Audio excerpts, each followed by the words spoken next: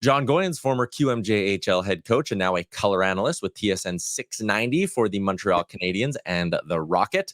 Jon, always a pleasure to welcome you in, and we're going to stay in Canada for this week's edition of the Coach's Room and talk about the NHL's last remaining perfect team in the Winnipeg Jets. They got another win last night. They are 6-0, and one thing that stands out is the goals for per game in this one. I was someone who heading into the year was like, man, does their forward group have enough juice here? Are they going to be able to score enough?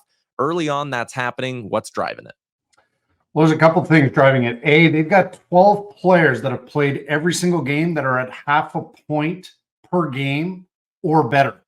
The only team that I have found with more players with half a point a game that have played every game is the New York Rangers with 13. So I did a real dive on this. So you have depth of scoring without Velarde or Iafallo having scored a goal yet, but are producing on the power play. They're getting their assists. The other point that I really want to emphasize is Morrissey and Neil Pionk. Neil Pionk, because of Neil Pionk, in my opinion, their power play, their second power play unit has scored as many goals as their first power play unit. So whether it be at 5-on-5 or on the power play, they right now are so diversified in depth, but also how they score.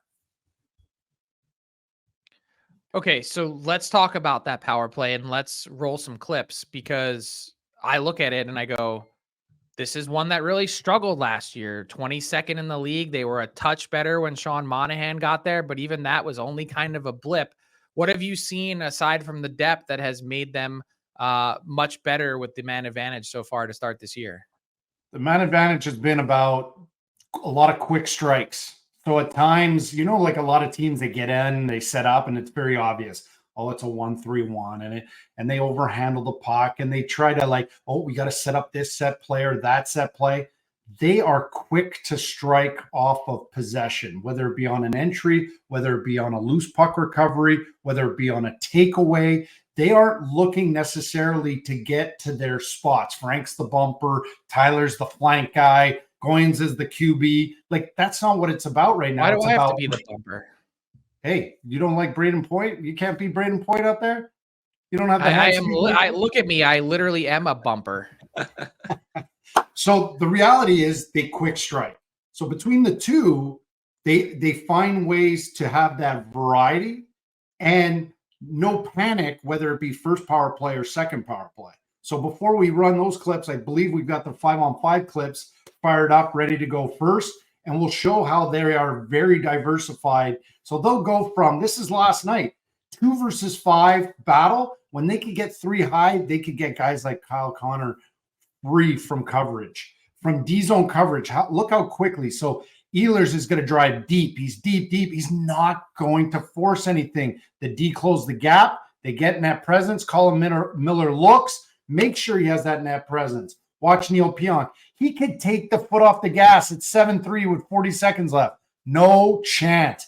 4-man rush. Let's take it up ice. No mercy. Watch Neil Pionk. Boom. Closes in the neutral zone. Watch him. 4-man rush. Watch him drive the net and get his stick on the goalie to interfere. Neil Pionk, again, great gap. A steal by Perfetti sets up Ehlers on the zone entry.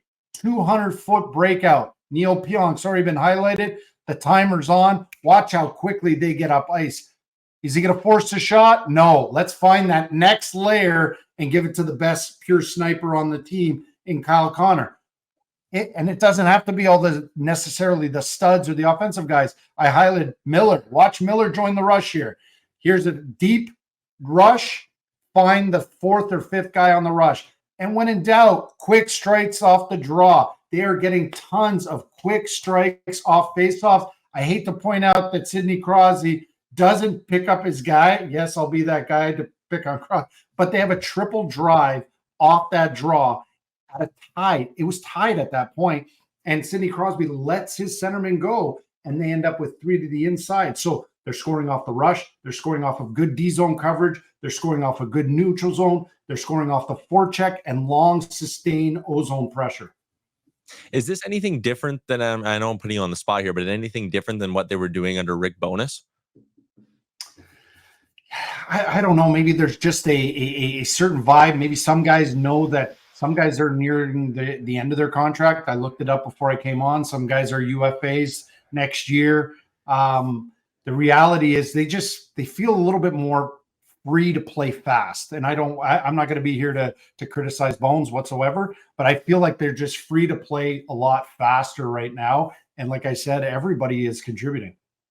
So let's wrap up with the tape on the power play now and maybe look at this with the angle of what are they doing, allowing them to succeed, and also how sustainable can this be with this unit? Yeah, so as we fire up the clips, and I think the part that is sustainable is that they don't rely on who stands where. So here, it's a puck recovery. It's kind of an umbrella setup. He comes down, Connor comes down the line. He's got net presence. He snipes. You got zone entry. Hey, these two guys through the middle are going to back everybody off, and then they're going to go east-west, and look, we focus on Scheifele getting a stick on that puck. Go to a 4-on-3. So far, I'm only highlighting power play number 1. So they're moving it around. Key, obviously, goal.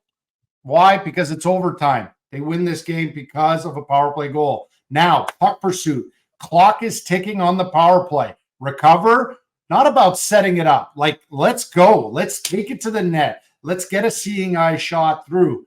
Power play 2, again, a tag up, regroup. Get entry, get depth, find the fourth guy. Sick little move by Perfetti. Yes, they picked apart the San Jose Sharks for 4 goals. I might be cherry picking because they went 4 for 7 for that game, but nonetheless, nobody else has. And look how quickly they moved this puck around. That was 6 passes, 3 stick handles, puck in the back of the net. Last night, zone entry, power play number 2. Watch how quickly from zone entry on a loose puck back to the point, and let's send it to net front. Niederreiter gets a stick on it. What they're not doing is they're not allowing PKs to get comfortable and say, oh, we got to get into our diamond. Oh, we got to get into our wedge or whatever the case may be. They are taking every opportunity to strike as quickly as possible. So real quick on the way out, John, we've known the commitment that the Jets have to defense, but as you really broke this team down, were you surprised how efficient they were in terms of what they were able to create offensively? Second in the West in goals so far. No, because again, like you mentioned, defense at the beginning of this question is because right now they are defending the slot so well in the D zone. And then they're all of a sudden, they're just shot out of a cannon. They're on their toes. They are in the top 3 of the league in denying passes to the slot right now. And then they are in top 2 or 3 in creating offense from the slot. And they're doing it in a variety of ways. So they've really connected the 2 most important areas on the ice. There you go. John, really appreciate your time as always. That was a good look at a team and what's driving them, despite maybe not being a high-end elite offense or not one that was perceived to be early, what's been allowing them to be exactly that. Always appreciate the insight. Thanks, John. Thanks, guys.